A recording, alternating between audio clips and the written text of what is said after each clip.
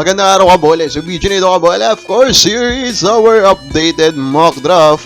Ito mong pinakabago natin mock draft Kabole. Of course, this is now our version after the end of the Commissioner's Cup and as we enter the Governor's Cup. So mga hindi pa nakasubscribe, pakipindot naman po yung subscription button. Of course, our biggest news Kabole to talk about before we drop to you our mock draft is that kinonfirm nga po ng kapatid po ni Michael Phillips that Michael will be entering the upcoming draft, Kabole.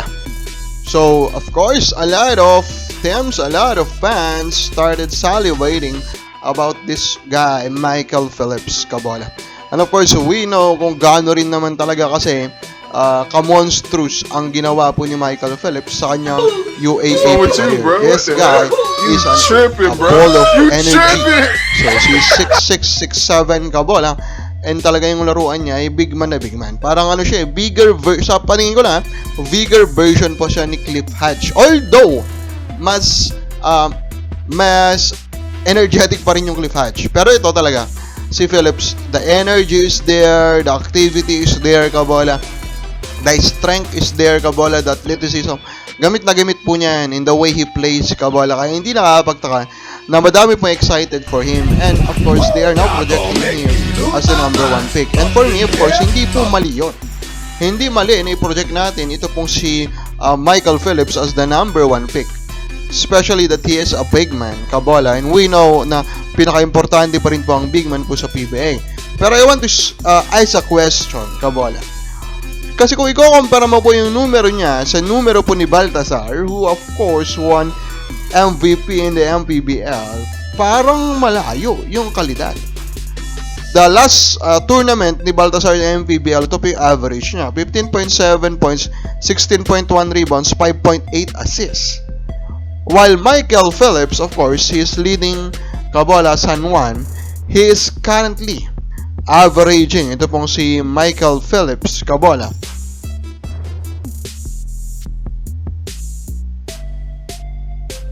8.4 points, 10.7 rebounds, and 2 assists per game.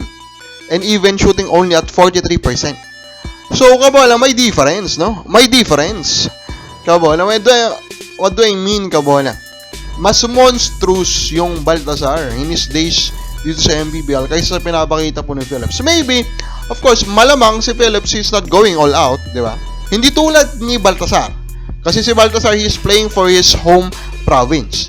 Yung si Phillips, of course, he is only playing for San Juan, Kabole, for the contract, and etc. So, siguro yun isang rason. Pero again, just take note that there's a big difference between their performance. And there are other potential entrants po in the upcoming draft that are showing off. And ang pinaka nag-show off nga ngayon is walang iba kundi si DJ Fener, who is playing for Abra. He is outshining, He is currently outshining Ildefonso, although magkalapit lang naman sila. Averaging 15.9 points. He is the top scorer of Abra right now. 4.9 rebounds, 3.2 assists, shooting 39% from beyond the arc. So, ano na to ready na siya to become a 3-and-D. Kabole, ito pong si DJ Fener. Who I think if he continues to be this one and to be the main guy of Abra, baka maging main challenger na nga po siya ditong si Michael Phillips sa number 1 pick. Kabole, and for our draft po na ito, Kabole, yung second round natin, na-update na po natin, Kabole. And salamat po yun sa tulang ng All-Star Magazine who is also hyping up now this upcoming draft. So ito na po yung mock draft natin.